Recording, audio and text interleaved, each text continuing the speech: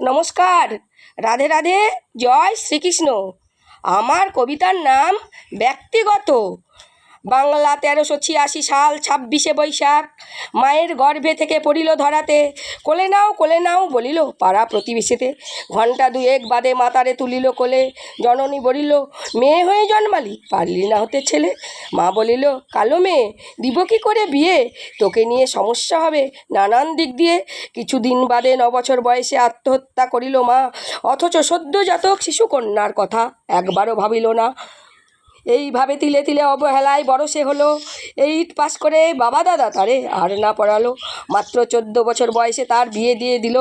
ভাবিল মনে মনে বুঝি জীবন এবার সুখী হলো। কপালের লিখন তার কে করে খণ্ডন, পেল না সুখ, পেল শুধু অপমানের লাঞ্ছন। 2টো মেয়ে নিয়ে কেটে গেল তার 5টা বছর, আরও বাড়িতে লাগিল তার শুধু অনাদর।